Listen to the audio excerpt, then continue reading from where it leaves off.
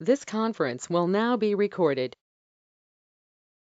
अद्य शुक्रवासरः अथवा भृगुवासरः माघ शुद्ध चतुर्थी दिनांक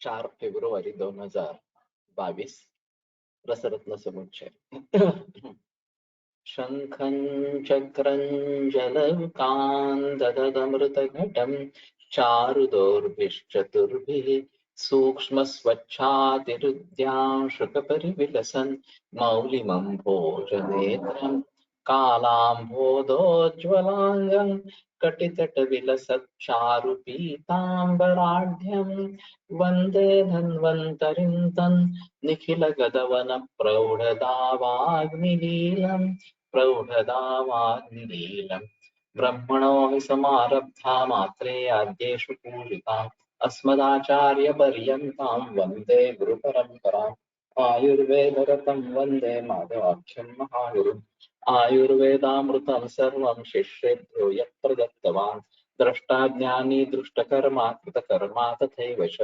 अध्यापको विश्वश्रेष्ठो महान् संशोधकस्तथा गुणैरेतैः समुदितैः यत्कार्यं प्रतनोति सः समृद्ध्यर्थं हि कार्यस्य वयं नु प्रयतामहे सरस्वत्यै नमो यस्याः प्रसादात् पुण्यकर्मभिः बुद्धिदर्पणसङ्क्रान्तं जगदध्यक्षं ईक्षते आत्रेयं प्रथमं वन्दे आयुर्वेदजगद्गुरु आयुर्वेदामृतं सर्वं गृहीत्वा हि सुरेश्वरात् अग्निवेशादिकेभ्यो यत् प्रयच्छत् मुनिसत्तमः प्रथमं तन्त्रकर्तारम् अग्निवेशं नमाम्यहम्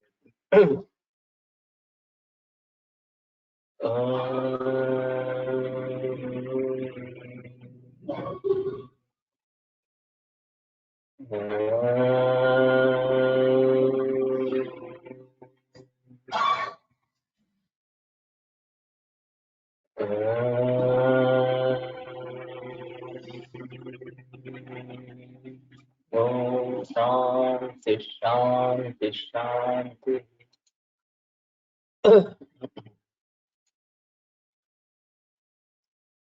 निष्कौद्वौ दुग्धभागस्य रसादेकात् सुसंस्कृतात् निष्ठं विषस्य दोतीक्ष्णात् कर्षांशं गन्धमौक्तिकात् अग्निपर्णि हरिलता भृङ्गार्द्रसुरसा रसैः मर्दितं लाघवीकन्द प्रलिप्ते सम्पुटे पचे।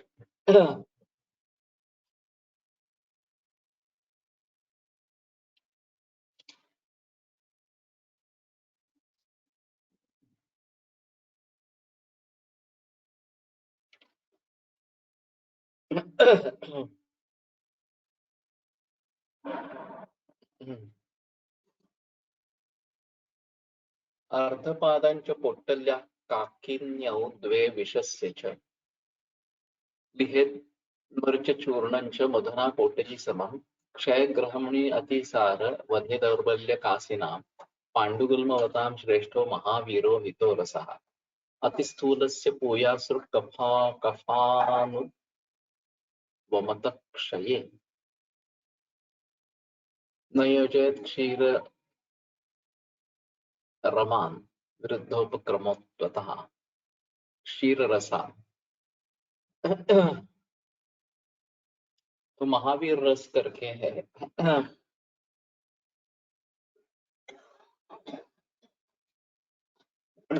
शुद्ध तुत्थ दो निष्क शुद्ध पारद एक निष्क शुद्ध विष दो निष्क तीक्ष्ण लोह भस्म दो निष्क शुद्ध गंधकर्षक का चतुर्भाग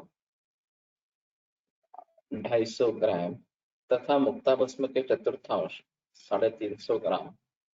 इन सबको एकत्र कर सर्वप्रथम पारद गंधक की कचेली बना ले। इसके बाद खरल में रखकर घोटे और अग्नि का अरणी हरिला विष्णुक्रांता भृंगराज तथा तुलसी के रस के साथ अलग अलग मर्दन करे। इसके गोला बनाकर सुखा ले। तदनंतर कलिहारी के मंद दो कलकर से शराब संपुट के अंदर लेप लगा ले तथा उसके गोलक पर रखकर तथा शराब संपुट को कपड़े मिट्टी कर सुखा ले और 12 फुट में कूट दे।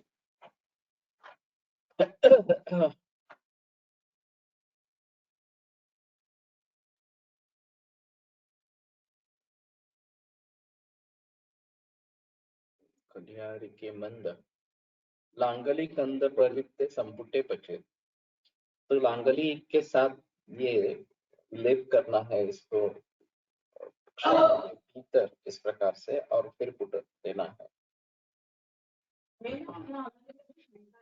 हाँ।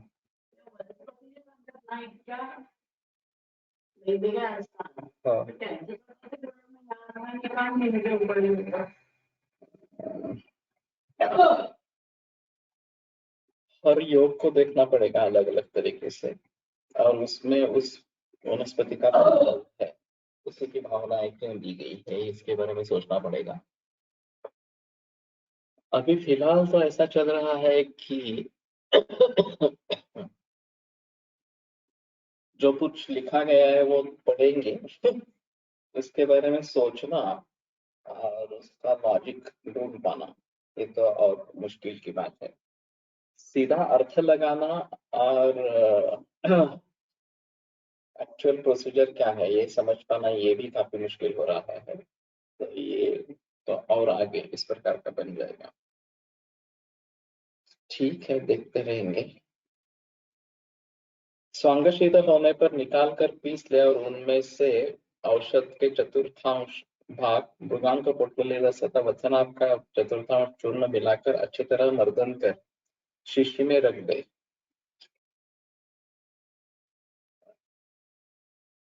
अर्धपादंच पोटल्याः काकिन्नयो वे विषस्य च।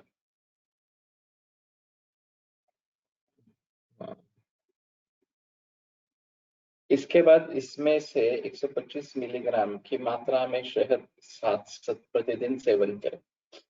यह श्रेष्ठ महावीर रस क्षय रोग, ग्रहणी विकार, अतिसार, पाचक रसों की दुर्बलता, काफ रोग, पांडु रोग तथा गुल्म रोग वालों के लिए हितकर है। अत्यंत स्थूल काय मेदस्वी तथा क्षय रोग में पूय रक्त तथा कफमोवन करने वाले रोगियों को दूध, मांसरस तथा अन्य जो विरुद्ध पदार्थ कहे गए न सेवन कराए।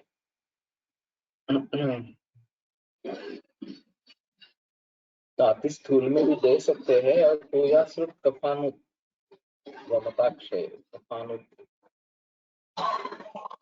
कफान उद्वमताक्षय इस प्रकार से कफ उद्वमन करने वाले पूय रक्त और कफ।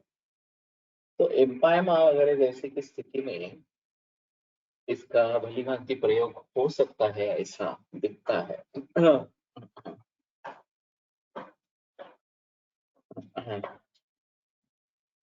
अतः पंचामृत परपटी सुवर्णम रजतम ताम्रम सत्वाभ्रम कांतलोहकम क्रमवृद्धमिदं सर्वं शाणेय नागवंककम्।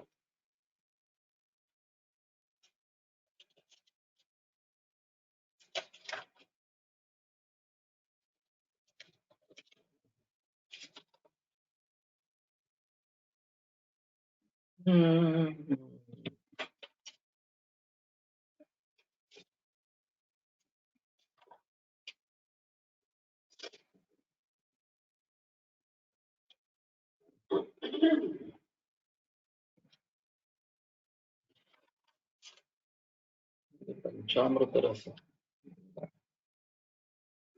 तो सुवर्ण रजत ताम्र सत्व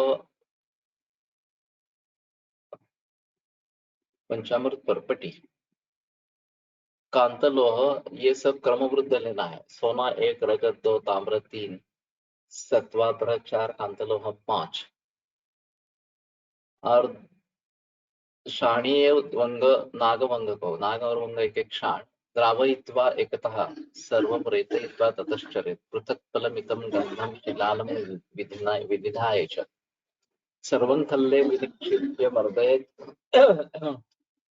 अम्लवर्गतः। इसका द्रावण करके रेतयित्वा ततश्चरेत् फिर रेती जैसी बनाए और पृथक फलमिदं गंधम तो गंधक शिलाजतु हरताल या गंधक बनशिला हरताल विदिधाय च सर्वं खल्यं निक्षिप्य हृदय अम्लवर्गतः अम्लवर्ग से मर्दन करे ताप्यम नीलांजनम तालम शिलागंधं च चूर्णितं दत्ता दत्वा पुटे तावत यावत विशतिवारकम तो 20 बार पिताप्य नीलांजन ताल शिला गंध चूर्णित देखकर उठ देते रहना चाहिए। दोहा द्विगुण सूते न ततो द्विगुण गंधता। दोहा से दो गुणा पारद और उससे दो गुणा गंधक। विधायक अज्जलिम श्लक्ष्णाम लिप्त्वा निक्षिप्त्वा ता लोह पात्र की। इसकी कज्जली बनावे और वो लोह पात्र में डाल के द्रावये बदरांगार ही मृदुभिश्चाथ निक्षिपे। तो बदरांगार से उसका द्राव करे और फिर उसमें डाले। हेमादि पंचलोहानाम भस्म चाथ विलोड़े। हेमादि पंचलोह जो है उसका भस्म डालेंगे। अथ तत् कदली पत्रे गोमयस्थे विनिक्षिपे। तो गोमयस्थ कदली पत्र पर वो डाले। पत्रेण अन्येन संच्छाद्य चिपिटिंग कुरु यत्नतः। और दूसरे पद से ढककर चिपिटी करनी है। तस्य परिक्षेपित सद्यो गोमयम स्तोकमेव च। और उसके ऊपर तत्काल गोमय डालना है थोड़ा। स्वतःशीता समाहृत्य पटचूर्णम विधाय च निक्षिपेत ऊर्ध्व दंडायाः पलिकायाः ततः परम। सांगशीत होने पर पटचूर्णम विधाय च।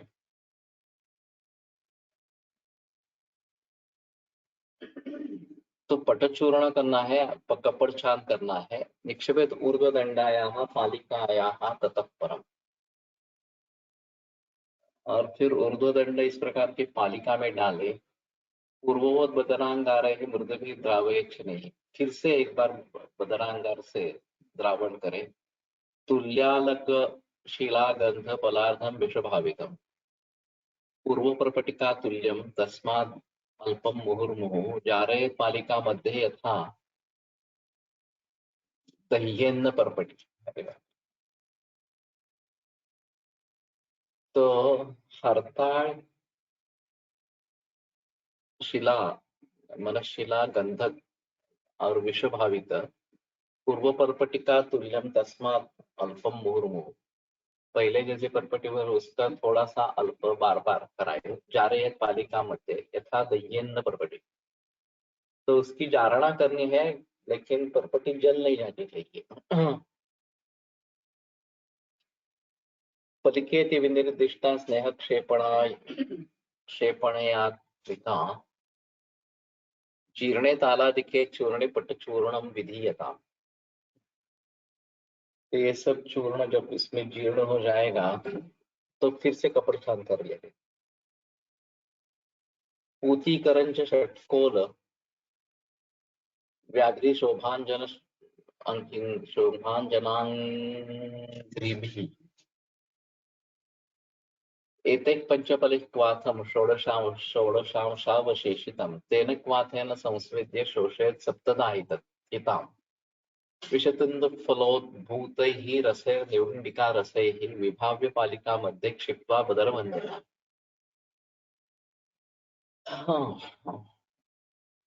ते पूतीकरण वगैरह जो है ये पंचपल इसका क्वाथ षोडश अंशावशेषितम 16 भाग रखे। तेन क्वाथेन संस्वेद्य शोषये उससे स्वेदन करके शोषण करे। सप्तदाहिताम 7 बार करना है। विषतुंदु फलोद्भूतैः रसैः निर्गुंडिका रसैः विभाव्य पालिका मध्ये। तो विषबिंदु फल और निर्गुंडिका रस इसका रस इसमें पलिका मध्ये विभाव्य क्षिप्त्वा बदरवन्दिना। फिर बदर अग्नि से आचुदे ईशत प्रस्वेदनं कृत्वा स्थापयेत् अतियत्नतः। और थोड़ा सा स्वेदन करके प्रयत्न पूर्वक स्थापन करे। उक्ता भैरव नाथेन स्यात् पंचामृत परपटी। तो पली में ये लेकर गर्म करना है और फिर ये उसी प्रकार कदली पत्र पे ऊपर जो गोमय के ऊपर रखी गई हो और ऊपर से ढक दिया जाए। इस प्रकार से परपटी बनानी है। अंत में फिर से व्योषाज्य सहिता लीढ़ा गुंजा बीजेन संमिता सर्वलक्षण संपूर्णम विनिहंति क्षयाम। तो त्रिकट और घी के साथ गुंजा बीज इतनी मात्रा में संपूर्ण लक्षण सहित इस प्रकार को क्षय को दूर करती है। श्वासम कासम विसूचिंच प्रमेहम उदरामय अरोचकंच दुस्साध्यम प्रसेकम शर्दिरुद्भवम् अधिकं गुदरोगञ्च शूलपुष्ठानि अशेषतः वातज्वरञ्च विड्बन्धं ग्रहणीं कवचान्गदान् एकद्वन्द्वत्रिदोषोत्थान रोगान अन्यान महागदान्। ये काफी बड़ा पाठ है।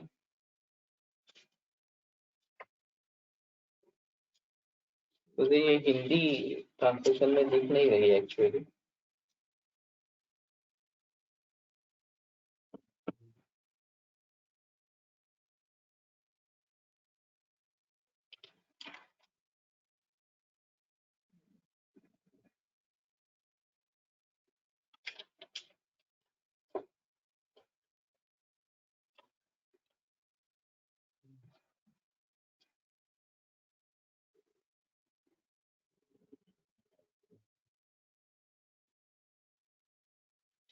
आगे यहाँ अरुचि का प्रकरण शुरू हो गया है।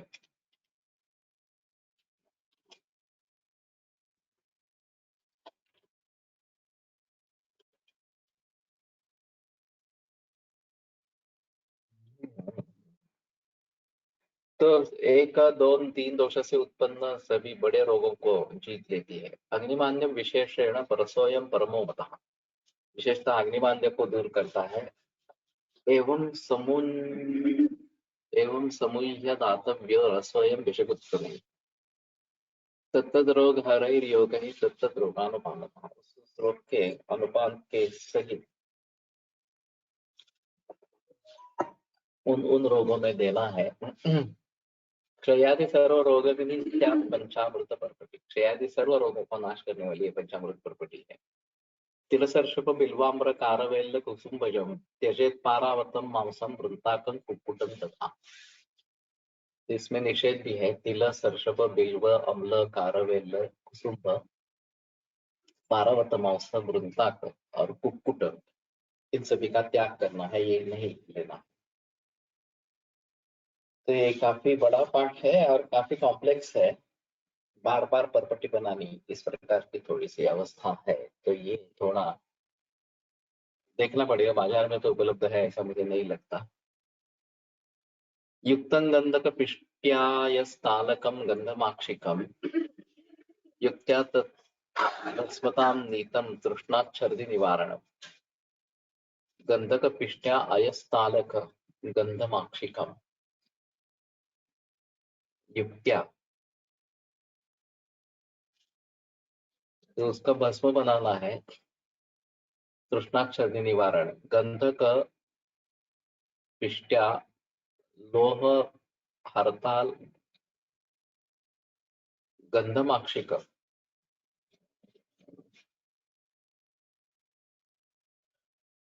एक बार गंध आ गया है तो ये गंधक नहीं होगा।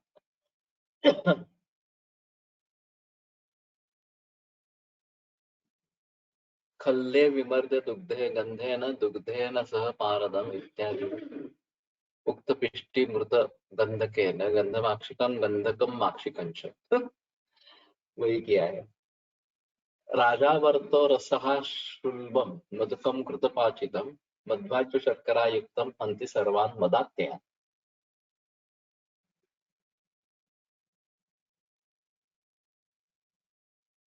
ये राजावर्त रस है।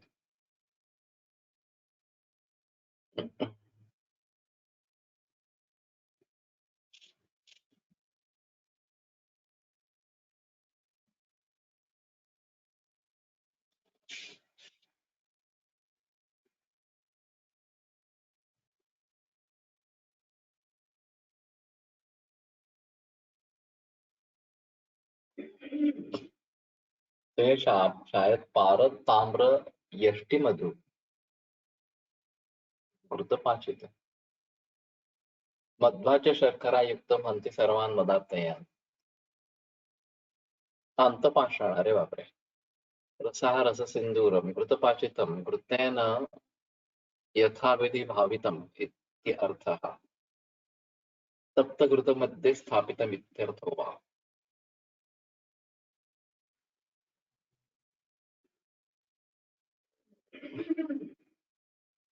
पूर्वोक्त राजावृतः ताम्रंच यम यष्टि मधुरसघृष्टम पित्त सूतभस्मान्तं संस्थाप्य शोषयित्वा च उत्तम उत्तप्तघृतमध्ये स्थापय ततः शीतीभूते घृते तदुत्थोत्थं स्थापयेत्।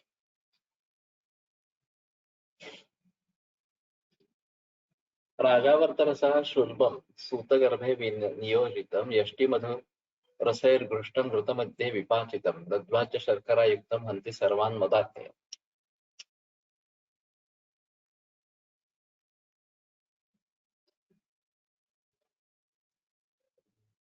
अजीब है थोड़ा सा। पारद में ताम्रभस्म डाल के यष्टिमधुरसैः घृष्टम घृतमध्ये विपाचितम, यष्टिमधुरस से घृष्ट करके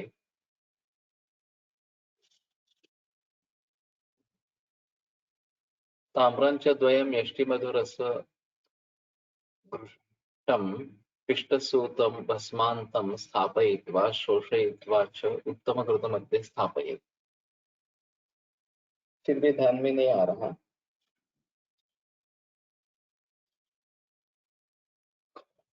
और मदात्य विनाशनम इस प्रकार की फलश्रुति है।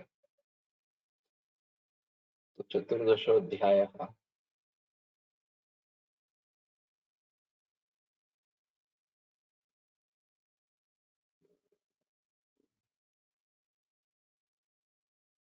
बीच में पानी चला गया है क्या?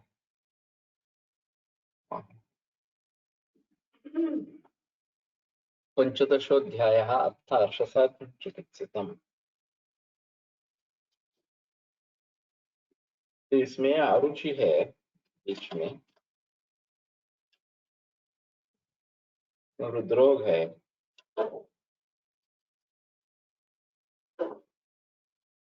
हाँ ये राजावर्तो रसशुद्धम माक्षिकम मृदपाचितम। मदात्य में राजावर्त रस, राजावर्त भस्म, लाजवंतम तथा कांतपाषाण भस्म, पारद भस्म, रस सिंदूर, ताम्र भस्म तथा स्वर्णमाक्षिक भस्म संभाग, इन सबको एकत्र कर घृत में अच्छी तरह मर्दन करे और भी शीशी में रख ले। इसके बाद इसमें से मधु 120 मिलीग्राम की मात्रा में मधु, गुप्त तथा शक्कर मिलाकर चाटे। यह सभी प्रकार के पदार्थ को नष्ट करता है। दूसरा राजावर्त रस, पूर्वोक्त प्रकार से बनाया हुआ राजावर्त रस का पारद के साथ भस्म किंवा किया हुआ ताम्र भस्म, इन दोनों को मुलेठे के क्वाथ के पात्र में घोटकर, क्वाथ के साथ घोटकर तथा दुग्ध के साथ घोटकर गोलक बनावे तथा शराब संपुट में बंद कर वालुका यंत्र में पाचन करे। थोड़ा शीतल होने पर निकाल कर पीस ले तथा कांच के पात्र में रख ले। इसके बाद इसमें 120 मिलीग्राम से लेकर 375 ग्राम मिलीग्राम तक मधुगुप्त तथा शर्करा मिलाकर सेवन करे। तो और भी अजीब है।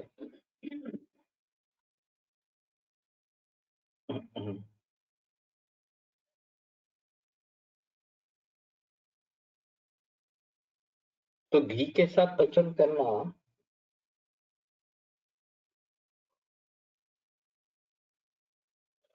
कितना घी डालना है और कब तक करना है, ये मुश्किल है थोड़ा सा। तो अभी पंचदशोध्याय जो है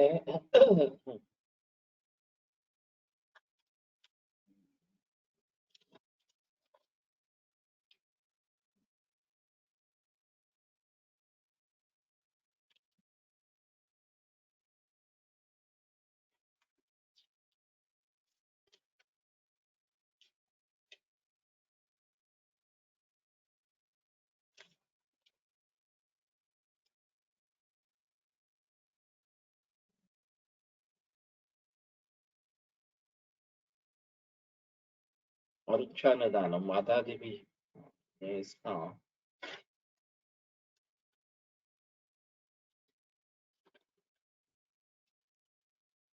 इसका डायरेक्टली अर्श आया है 15वां अध्याय।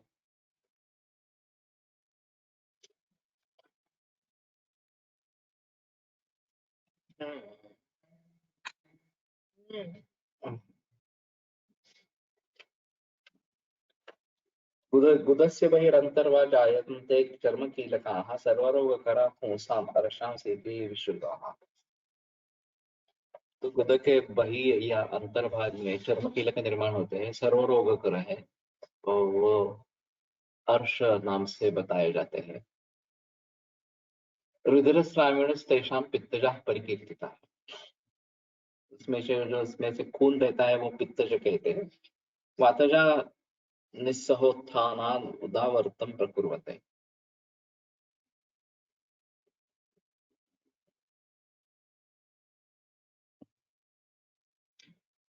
वातज जो है वो निस्सहोत्थानान् क्या है?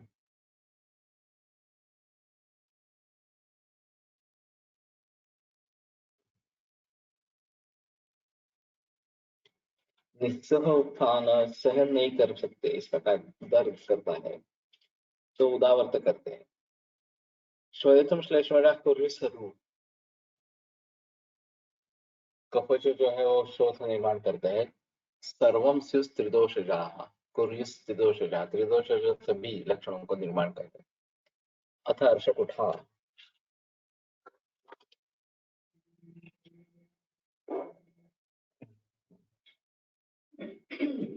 शुद्ध सूतम पलैकंतु द्विपलम शुद्ध गंधकम। तो शुद्ध पारद एक पल, द्विपल शुद्ध गंधक, मृतम ताम्रम मृतम लोहम प्रत्येकंतु पलत्रय। ताम्रम और लोह भस्म पलत्रय।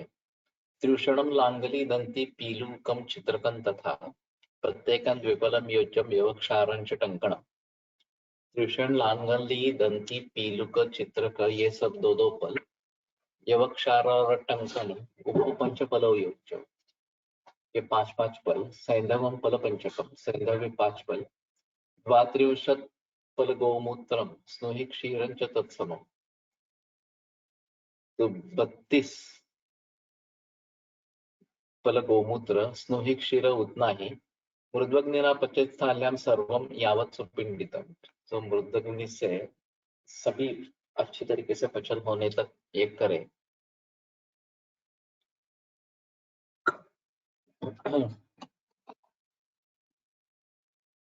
माशद्वयम सदा खादेत रसो कि अर्श कुठारकः।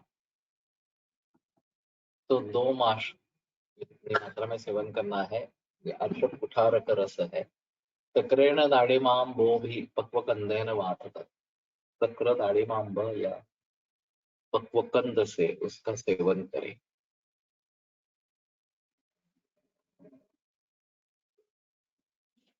तो ये सिर्फ अग्निपात करना है, इसके ऊपर खत्म हो गया। पक्वकंदेन शुद्ध पारद 1 पल 500 ग्राम, शुद्ध करने 2 पल 100 ग्राम, दोनों की कच्चे। ताम्र भस्म 3 पल, लोह भस्म 3 पल, चूषण चूर्ण, कलिहारी चूर्ण, दंती चूर्ण, पीलू लाल चूर्ण तथा तर्क चूर्ण दो दो पल। यवक्षार 5 पल, त्रिषण टंकण क्षार 5 पल, सेंधा नमक 5 पल, गाय का गोमूत्र 32 पल, सेहुड़ का दूध 32 पल। इन सबों को कढ़ाई में मंद आंच से पकावे जब तक सब परिपक्व होकर विंडाकार न हो जाए। सिद्ध हो जाने पर इसमें इस रस की 2 माश 200 मिलीग्राम हमेशा भक्षण करे और इस रस को मध्य अनार का रस सूरण कंद के पुट्टे पक्व रस के साथ सेवन करे। तो कंद का मतलब है यहाँ पर सूरण कंद इस प्रकार का किया। ये काफी उष्ण तीक्ष्ण है। अक्षय कुठार मिलता भी है, इसी पार्ट से मिलता है या कुछ अलग है, ये थोड़ा देखना पड़ेगा। अथ वचादि मोदक मृतसूत्र का तुतार्क हेमाभ्र वचा हिंग विडंगानी और अलग अलग ही पाठ है।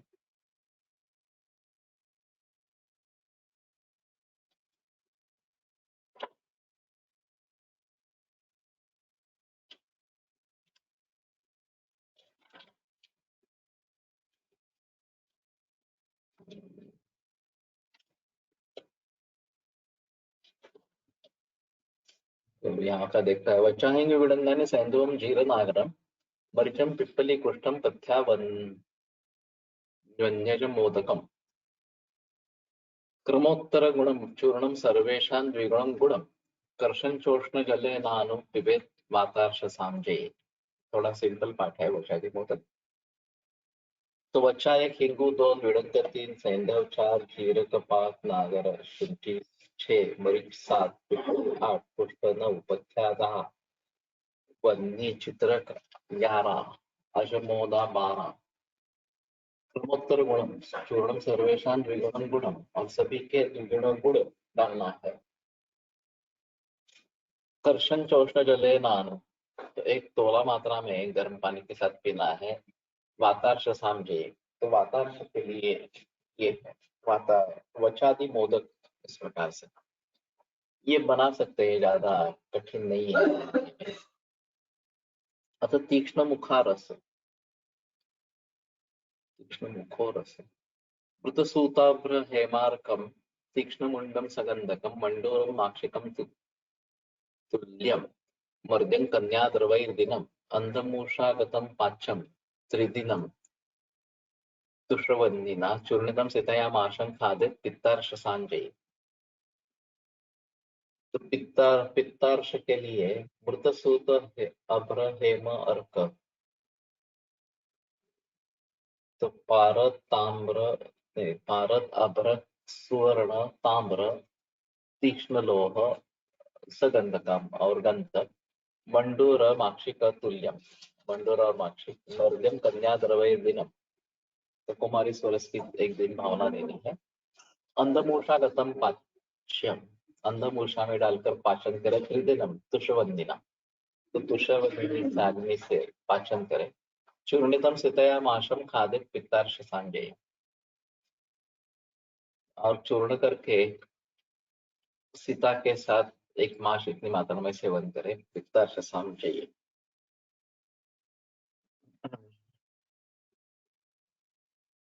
ये हिंदी में कहीं आया ही नहीं है।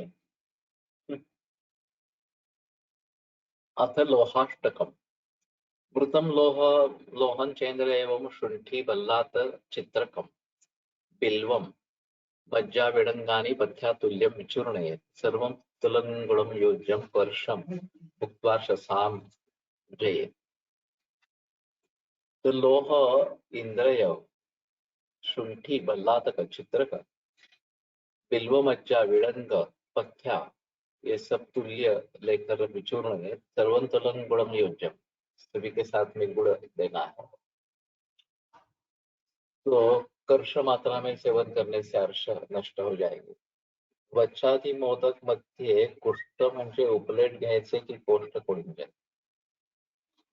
कुष्ठ का मतलब तो कोष्ठ कोलिंजन नहीं होता है, उसका उपलेट इस प्रकार का भाषांतर किन लोगों ने किया है या उसके बदले में उपलेट का प्रयोग किया जाता है।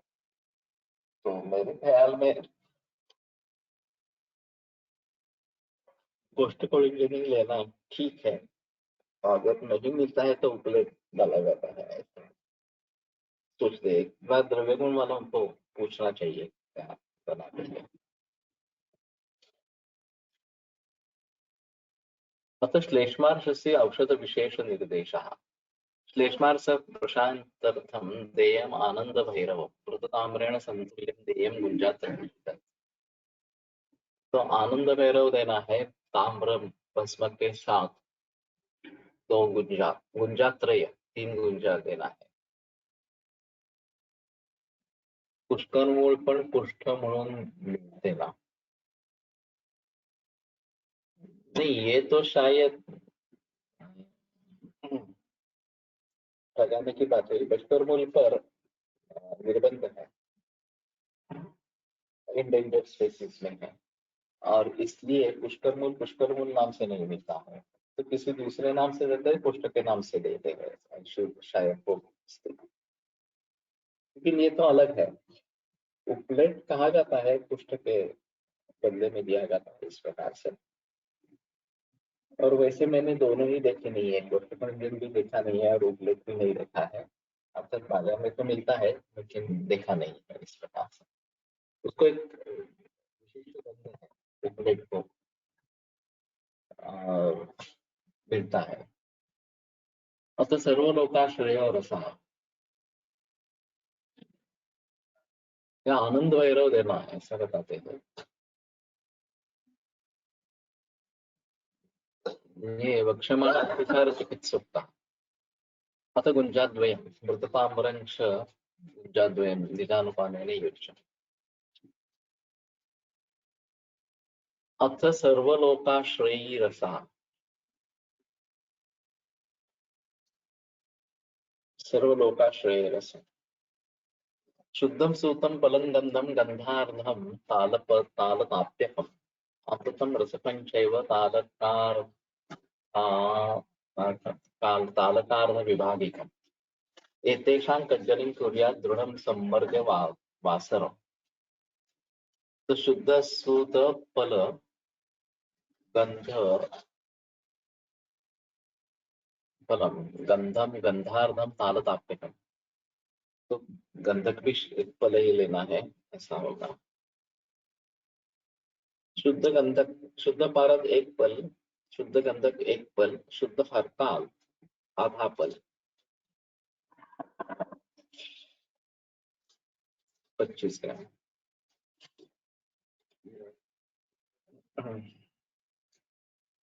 सुवर्णमक्षिक आधा पल, शुद्ध वत्सना अमृतम वत्सना कलखापरी रसच्चैव तालकार्ध विभागितम, वो तालक का आधा हिस्सा लेना है। एतेषां कज्जलिं कुर्यात् दृढ़ं सम्मर्द्य वासरम्, इसकी एक दिन पूरा कल करके कज्जली बनावे। त्रिदिनं वर्धये चाथ दत्वा नींबूजलम खलु, और फिर नींबू जल डालकर 3 दिन वर्धन करना। वटीकृत्य विशोष्याथ काचकुप्यां निधापय, और वटक करके काचकुपी में रखे। निष्कतुल्यार्कपत्रेण पिधायास्यं प्रयत्नतः सार्धांगुलमितोच्छेदं बुत्सया तां विलेप्य च।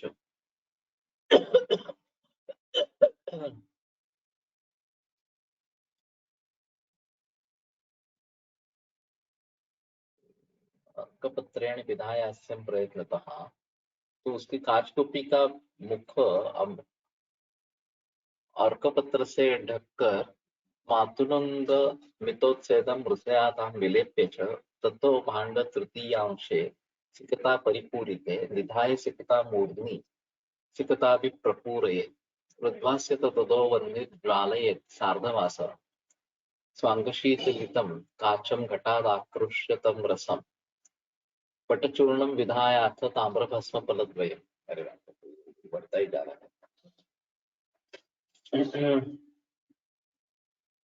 इसके बाद नींबू का रस देकर 3 दिन तक मर्दन करें, तदनंतर पट्टी बनाकर सुखा ले और काचकुटे में बंद कर उसके मुख पर एक ताम्रपत्र, एक निष्क 3 ग्राम का पत्र रखकर सुखमुख बंद कर दे।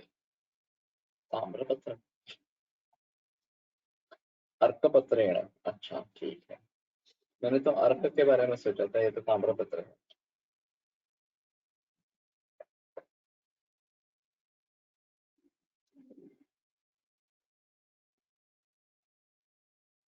मुख बंद कर दे और आधा अंगुल मोटा कपड़ा मिट्टी कर सुखा ले तथा एक पात्र में 1/3 मालूका भरकर उसमें काचकुपी का को रख ले और ऊपर से वालू भर दे। इसके बाद ऊपर से बंद कर नीचे से 1.5 दिन तक आंच दे। स्वांग शीतल होने पर कांच की शीशी को निकालकर उसको कपड़छान चूर्ण बनाए।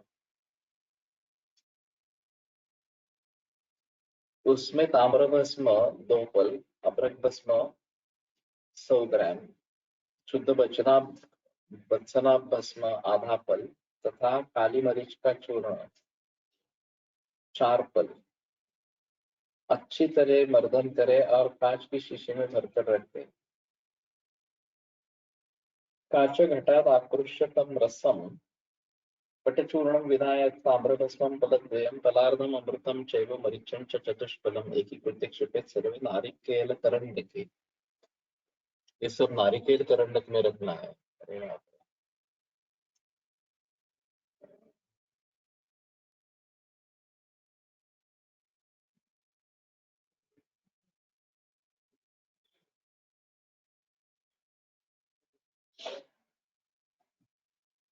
नारिकेल करंडक का कुछ किया नहीं इन्होंने। साजो गुंजाद विमान, विमानो हरति रसवरः सर्वलोकाश्रयोऽयम् वातश्लेष्मोत्थ रोगान् बुधजनितगतं शोषमाणवामयं च यक्ष्माणं वातशूलं ज्वरमपि निखिलं वन्दिमाद्यं च गुल्मम् तत्तद्रोगघ्न योगैः सकलगदजयं दीपनं तत्क्षणेन।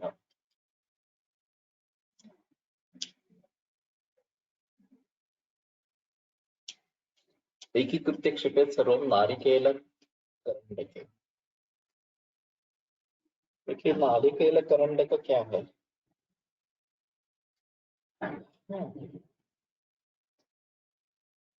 मैंने हिंदी भाषांतर में तो कुछ नहीं किया।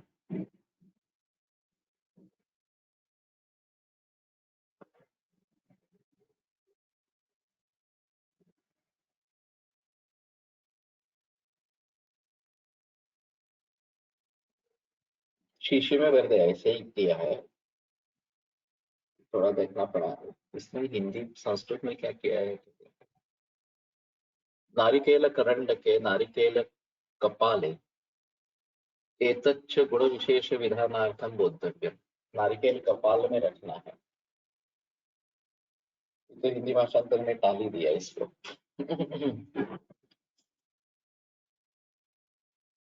हाँ ठीक है। तो गुंजा द्विमान है, दो गुंजा मात्रा में।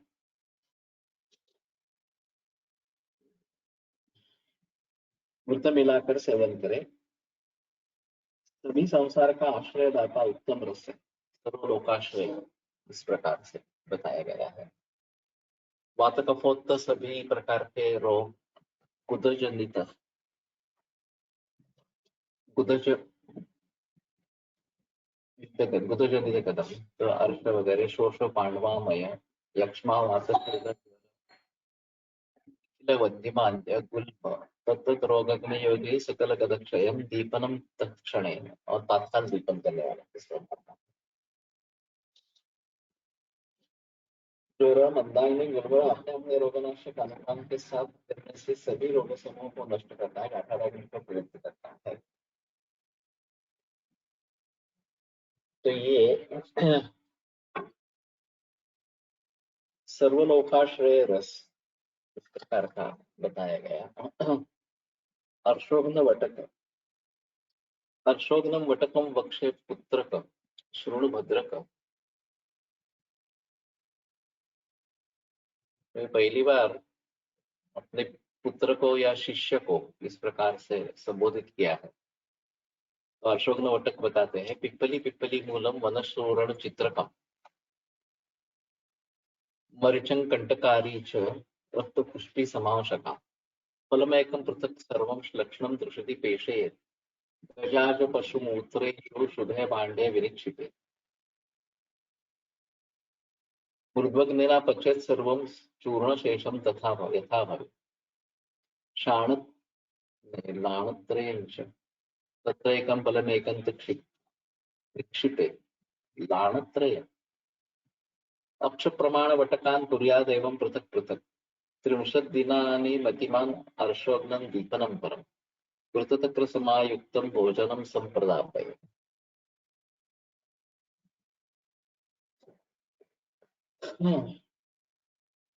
हे भद्रक,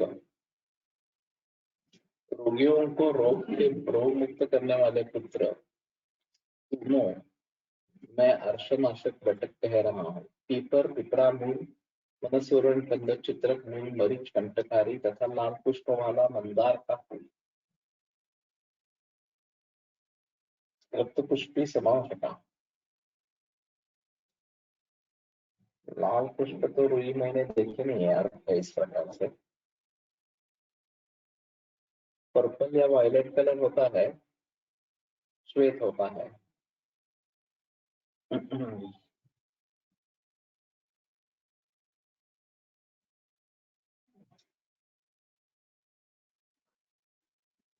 चुंबक एक एक पल 50 ग्राम लेकर अलग अलग पत्थर पर पीस कर महीन चूर्ण बनाओ। पृथक सर्वंश लक्षण दूसरी पेश है। तो इसमें अलग अलग चूर्ण बनाना है।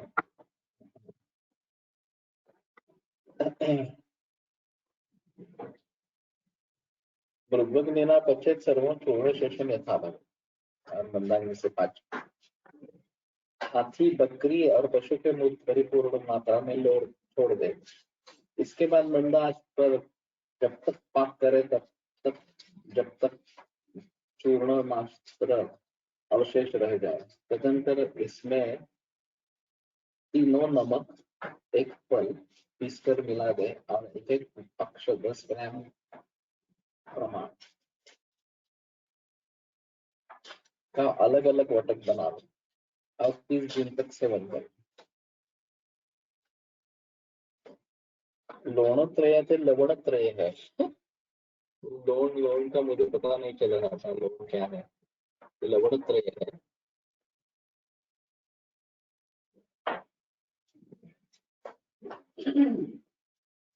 तो 30 दिन इसको सेवन करना है 16 मात्रा में।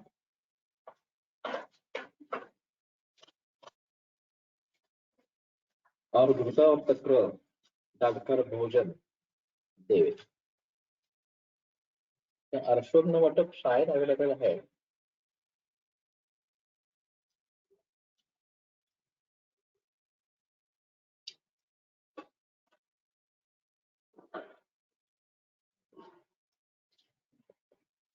पहले नारियल पात्र में रखते थे, आजकल कांच पात्र में रखे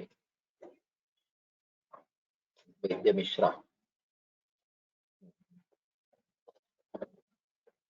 तो ये नारियल का पात्र इस प्रकार से प्रयोग में लाया जाता था।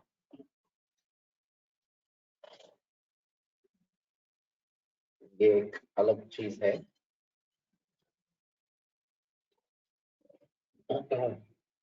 इसको ढक्कन वगैरह कैसे बनाते थे मालूम नहीं।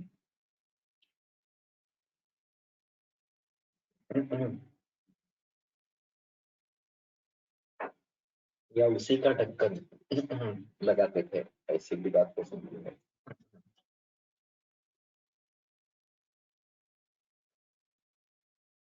नारियल करंड का ये एक अलग बात हुई।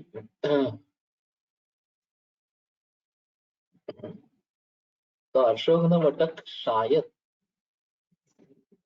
मिलता होगा, मालूम नहीं है।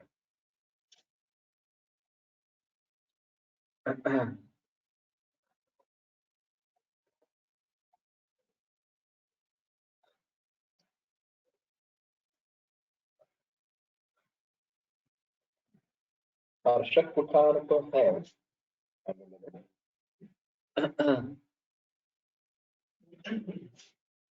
सिर्फ पार्ट देखना पड़ेगा, यही पार्ट है या कुछ अलग पार्ट है इस प्रकार से। हाँ हाँ।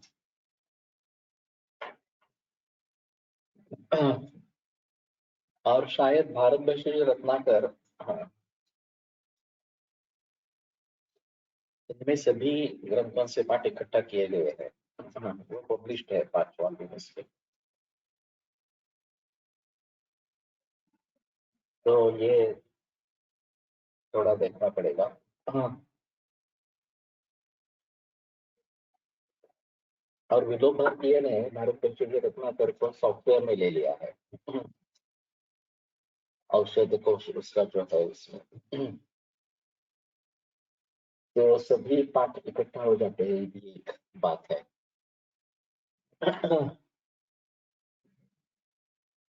मेरे ख्याल में भारत भूषण रत्नाकर समूचा ग्रंथ 5 वॉल्यूम्स में उपलब्ध है, पीडीएफ फॉर्मेट और समथिंग लाइक। तो इसके बारे में थोड़ा सोच सकते हैं। फिलहाल सपना समुच्चय तो पूरा कर लेंगे, फिर आगे आगे देखेंगे कैसे करेंगे इसके बारे में। अथ अश्वग्निवटिका गंधकं तारताम्रं च कृत्वा च एकत्र इष्टिकां तत्समं चापृतं तीक्ष्णं गन्धकं पंचमांशकम् विषं च षोडशांशेन द्वौ भागौ सूतकस्य च एकीकृत्य प्रयत्नेन गम्भीरद्रवमर्दितम्। तो गंधक रौप्य ताम्र एकत्र पिष्टिका बनाए, उसके सम अभ्रक तीक्ष्ण लोह गंधक गंधकम पंचमांशकम, एक पंचमांश गंधक डालना है। फिर से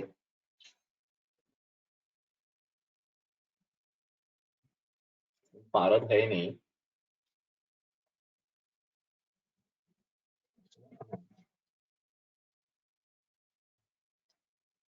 गंधकम तारताम्रं च कृत्वा च एकत्र पिष्टिका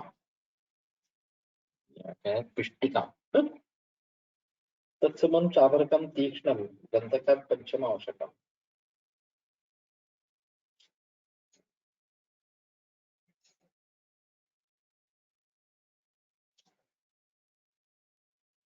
तो गंधक से पंचमांश तीक्ष्ण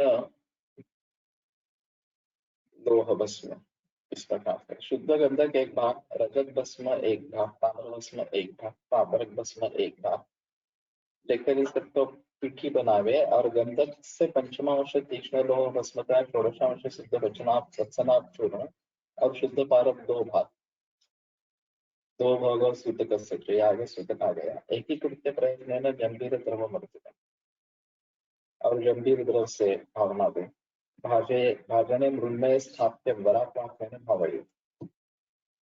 तो मृण्मय पात्र में रखकर वराक्वाक्य त्रिफलाक्वाक्य से भावना दे। दशमूल शतावरीयोः क्वाक्ये पाकचक्रमेण ही दशमूल शतावरी इनके क्वाक्य में कर्म से पाचन करे। अथोत्तार्यं प्रयत्नेन वटिकां कारयेत्। फिर नीचे रखकर प्रयत्न पूर्वक वटिका बनाए। गुंजाद्वय प्रमाणेन हंतशूलं गुदानपुरम्। तो दो गुंजा प्रमाण में शूल और अर्श दोनों का नाश करती है।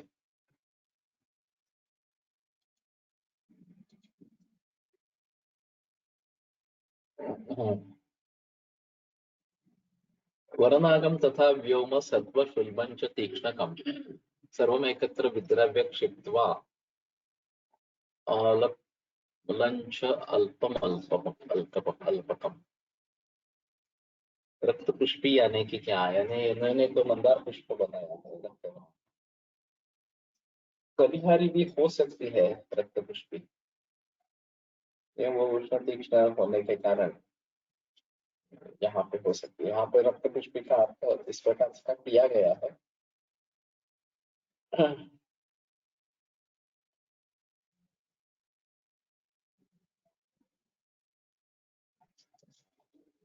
तो मूल कुठार ये एक बार अर्शोग्निवटी जो है देख लेते हैं।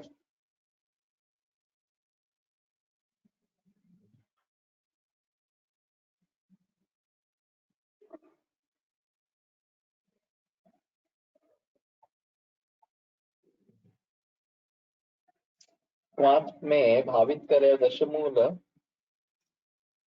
तथा शतावरी के क्वाथ में क्रमशः पाक करे। तो इन्होंने दशमूल अलग अलग लिए हैं सभी, क्रमशः पाक करना। इसके बाद नीचे उतर कर प्रयत्नपूर्वक वटी बना ले। यह 3 गुंजा प्रमाण की मात्रा में सेवन करे। गुंजात्रय प्रमाण है और शुरोक्त तथा शूल को नष्ट करती है।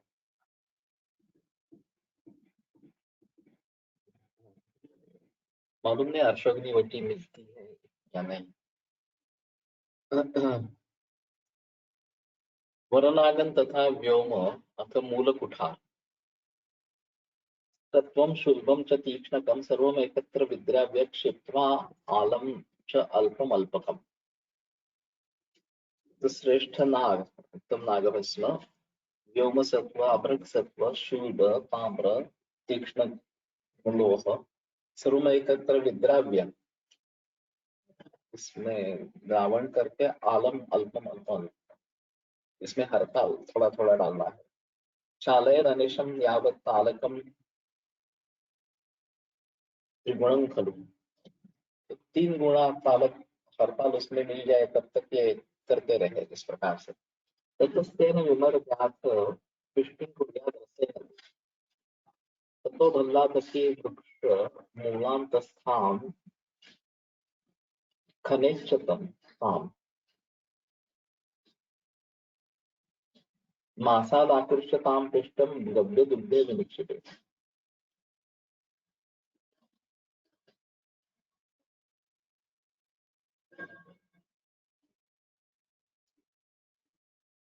रसेन किसके रस के साथ करना है? चालयन अनिशं यावत् तालकं त्रिगुणं खलु ततस्तेन विमर्द्यात् पिष्टिं कुर्यात् रसेन, ततो भल्लातकी वृक्ष मूलान्तस्थः खनेच्छताम् मासादाकृष्यतां पिष्टिं गव्य दुग्धे विनिक्षिपे। याच नावाने पण वेगळे घटक द्रव्य असलेली अर्शोग्नी वटी मिळते, ती देखील खूप छान उपयोगी आहे. निंब, महानिंब, पुण, खून खराबा, कंटक पिष्टी, शुद्ध रसौत, रसांजन.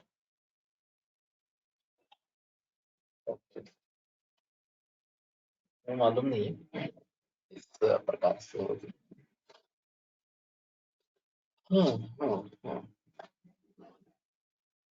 उत्तम नागभस्म 1 पल, अपरक भस्म का सत्व 1 पल, ताम्रभस्म 1 पल तथा भस्म 1 पल, इन सबों को एकत्र कर कढ़ाई में डालकर द्रावित करे और थोड़ा थोड़ा हाथ चूर्ण छोड़ता जाए और निरंतर चलाता रहे. इस प्रकार से 3 गुना हड़ताल जारी हो जाए तब तक भी चलता रहे.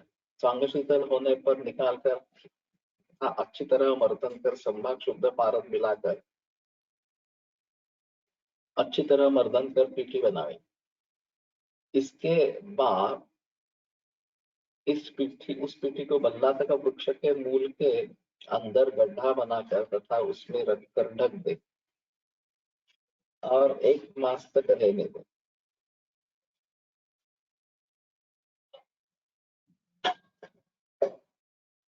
कहाँ किसमें रखनी है? पिष्टिं कुर्यात् रसेन ततो बल्लातकी वृक्ष मूलान्तस्थः खनेच्छताम्. हाँ, कैसे रखना है? सिद्ध योग संग्रह रेफरेंस है. ओके. हाँ.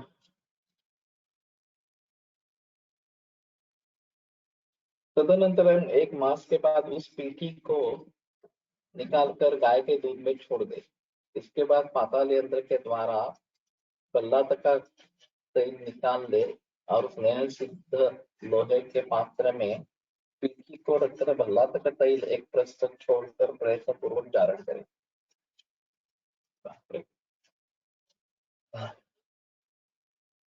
तो ये पिष्टी दूध में डालनी है. ततो बल्लात की तैलम पाताल यंत्र, पाताल यंत्र से बल्ला तक का तेल निकाले.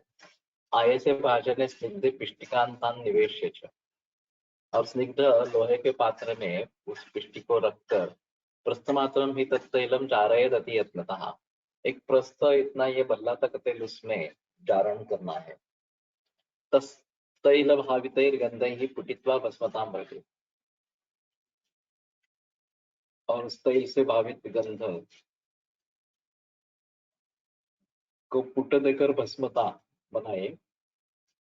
तथा कार्तिक मासोत्थम कीरंट कौरंट दर्जैरसैः सरसं सम्मर्द्य घर में संस्थाप्य मारयेत्. तद्भस्म मिलेत् पूर्वं भस्मना समभाविकं वनशोरण निर्गुंडी महाराष्ट्री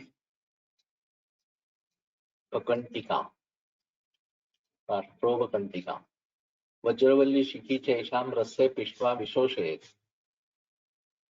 तो और गंभीर हो जाएगा.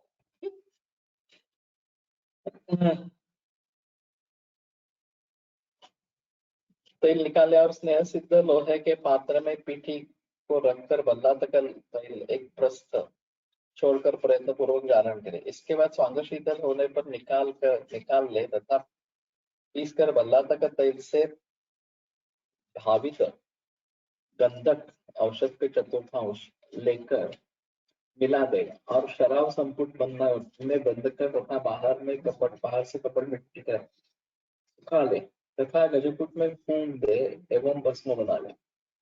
इसके बाद कार्तिक मास में उत्पन्न कोरंट झिंटी या श्वेत पियावासा के पत्तों के रस के साथ शुद्ध पारद को घोटकर धूप में रखकर सूर्योदय से सूर्यास्त तक मारण करें। इस क्रिया को अनेक बार करें।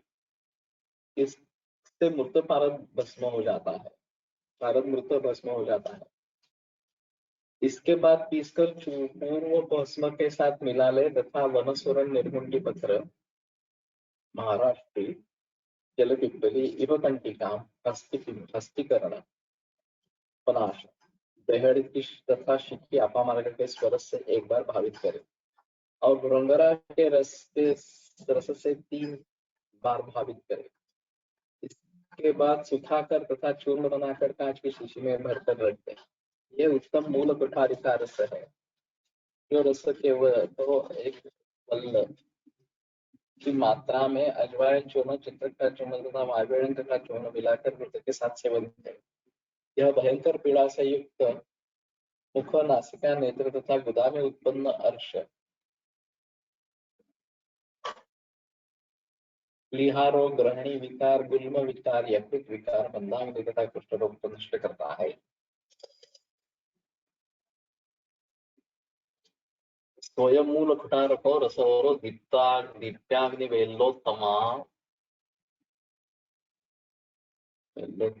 संयुक्तं सकृतं सुवर्ण तुलितं संसेवितो नाशये अर्शोस्यानन नासिकाक्षि गुदजानि अत्युग्र पीड़ानि च गृहान् ग्रहणी च दुल्म यकृति मान्ये च दुष्टामया। ये काफी बाकी जगह के अर्श के बारे में ज्यादा बहस होती नहीं है। अभी नेजल साइनसेस में इस प्रकार के अर्श बढ़ते हैं और ये काफी मुश्किल मामला होता है। सीटी स्कैन करवाने से पता चलता है और शस्त्रक्रिया में भी काफी मुश्किल है इसमें। और ये दिखता है तो साइनोसाइटिस जैसा ही दिखता है, कफ भरा है, लेकिन कफ नहीं होता। ये इस प्रकार का मांस में जो अर्श अंदर होता है। तो मैंने इस अवस्था में क्षार तेल का नस्य और बिंदु तेल वगैरह इसमें तेल के प्रयोग किए हैं। उतनी ज्यादा सफलता नहीं मिलती है, काफी मुश्किल मामला होता है। और नेजोफेरेंजियल कैंसर, ये भी एक चीज है। अभी एक मेरे पास छोटी लड़की है, उसके पूर्व एक मध्यम युवा ऐसी लड़की थी, तो उसमें काफी प्रयास हमने किए नेजोफेरेंजियल कैंसर के लिए, वो बच नहीं पाई। तो ये भी काफी मुश्किल मामला है कि इस प्रकार के अगर ग्रोथ अंदर होती है तो ये कैसे इससे निपटा ले। तो शायद ये थोड़ा सा मालूम है, मिलती नहीं बाजार में, काफी मुश्किल है बनाना इसका। और बल्ला तक तेल इतनी मात्रा में डाला गया है, मूल कुठार रस, तो काफी उष्ण तीक्ष्ण दवा होगी। लेकिन नेजल पॉलिप्स अगर इस प्रकार के हैं तो शायद ये थोड़ा देखेंगे। मैं सूरण वटक का और काप्यादिलो का प्रयोग करता हूँ अभ्यंतर चिकित्सा के लिए इसमें। लेकिन फिर भी उतनी सफलता नहीं मिलती है। और आम साइनोसाइटिस के से ये अलग होता है। साइनोसाइटिस में केवल कफ का अगर संचय है तो पाचन होने से वो निकल जाता है और फिर आगे तकलीफ नहीं रहती, लेकिन ये निकलता नहीं है, तो इसको क्षरण ही करना पड़ेगा और ये काफी मुश्किल काम। लिखते हैं, कल आगे बढ़ेंगे। आयुर्वेद प्रकांडो निगदित इह हि शल्यतंत्र प्रधानः शिष्येभ्यः शाश्वतोऽयं निखिल जन कृपा व्याप्त चित्तेन येन आयुर्वेदस्य वाञ्छन् पुनरपि भुवने तां च सुष्ठु प्रतिष्ठां श्रेष्ठं धन्वन्तरिं तं प्रणमति च सदा वैद्यवर्गो हि नूनम् वैद्यवर्गो हि